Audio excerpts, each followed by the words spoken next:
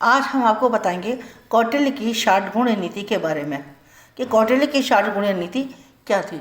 कौटिल्य अपने राजा को केवल राज्य की सीमा के अंदर ही प्रभावशाली नहीं बनाना चाहता था, वरन उनकी सोच बहुत ही अधिक व्यापक थी। वो ये चाहते थे कि राजा को अंतर्राज्यीय संबंधों को कुशलतापूर्वक और दूरदर्शिता के साथ में लागू करना चाहिए। तो सफल कूटनीतिक होने से राजा अपना प्रभाव बिना किसी युद्ध के भी बढ़ा सकता है। कौटिल्य ने अर्थशास्त्र के 7वें अधिकरण में विदेश नीति या परराष्ट्र संबंधी विदेश राज्यों के प्रति व्यवहार के संबंध में 60 गुणीय नीति यानी 6 लक्षणों वाली नीति का प्रतिपादन किया है और इसे कौटिल्य के राज्य शिल्प की कुंजी भी कहा जा सकता है। आचार्य मनु के द्वारा भी मनुस्मृति में इसी 60 गुण नीति का भी उल्लेख किया गया है। तो कौटिल्य ने राजनीतिक चिंतन में कूटनीति और राज्य शिल्प की नींव भौगोलिक और आर्थिक तत्व के आधार पर रखी है। इसमें कोई संदेह नहीं है कि भारत के विस्तृत मैदानों बड़े बड़े राज्यों के विकास की संभावना थी, लेकिन फिर भी प्राचीन काल में संचार और परिवहन के उन्नत साधनों के अभाव में कोई केंद्रीय सरकार अधिक दूर तक अपना नियंत्रण नहीं रख सकती थी। इसलिए जो देश था वो छोटे छोटे राज्यों में विभक्त था और प्रत्येक राज्य अपने पड़ोसी राज्य को हड़पने के लिए तैयार रहता था। राज्य के विस्तार की इच्छा प्रत्येक राज्य की इच्छा रहती थी, जबकि जो कम शक्तिशाली राज्य होते थे वो इस तरह की इच्छा को कम रखते थे। तो शक्तिशाली राजा अपने आधिपत्य की आकांक्षाओं की पूर्ति के लिए कूटनीति का प्रयोग करते थे। तो इसके लिए 60 गुण नीति का प्रयोग किया जाता था। 60 गुण नीति क्या होती है? कौटिल्य कहते हैं कि 2 राजाओं का कुछ शर्तों पर मेल हो जाना, संधि, शत्रु का कोई अपकार करना, विग्रह, उपेक्षा करना, आसन, चढ़ाई करना, यान, आत्मसमर्पण करना, संशय यानी आश्रय देना किसी को, संधि, विग्रह, दोनों से काम लेना, द्वैधी भाव कहलाता है। ये 6 गुण हैं और इनका प्रयोग किस तरह से किया जाएगा? कौटिल्य ने अपने अर्थशास्त्र में उन सभी तथ्यों का उल्लेख किया है कि ये जो 60 गुण नीति के जो 6 पॉइंट हैं इनका प्रयोग कब और कैसे करना चाहिए। तो कौटिल्य कहते हैं कि शत्रु की तुलना में अपने को निर्बल समझने पर संधि कर लेनी चाहिए। यानी अगर हमें ऐसा लगता है कि जो हमारा शत्रु है वो हमसे ताकतवर है और हम उससे निर्बल हैं, तो ऐसी स्थिति में हमें अपने मन से लड़ाई का विचार छोड़ करके और उससे संधि कर लेनी चाहिए। और अगर हमें ये लगता है कि हम शत्रु से बलवान हैं, ताकतवर हैं, तो हमें विग्रह कर लेना चाहिए, यानी उससे अलग होना चाहिए। तो शत्रु बल और आत्मबल में कोई अंतर न समझें तो आसन को अपना लेना चाहिए। यदि स्वयं को सर्वसंपन्न और शक्तिमान समझते हैं तो चढ़ाई यानी यान कर देना चाहिए। यान यानी चढ़ाई कर देना चाहिए।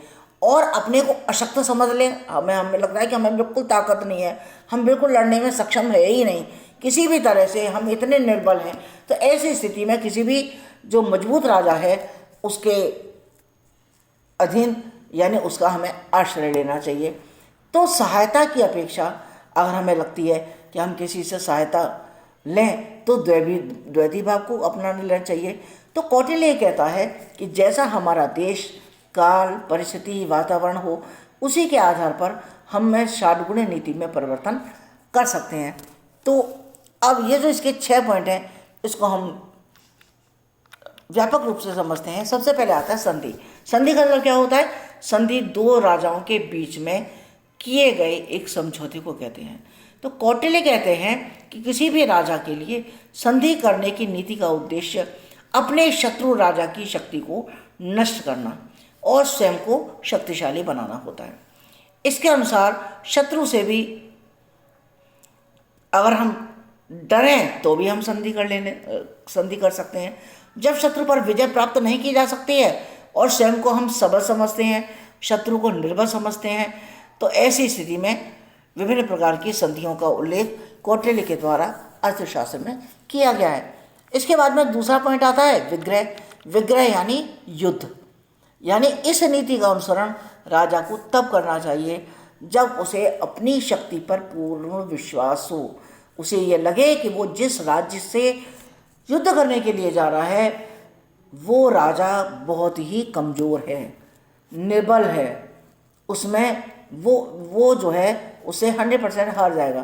तो ऐसे स्थिति में उसके सैनिकों और राज्य की जनता में शत्रु के विरुद्ध युद्ध करने के लिए उत्साह पैदा करना चाहिए और राज्य की युद्ध संबंधी व्यवस्थाओं को पूर्ण कर करके और उस पर आक्रमण कर देना चाहिए।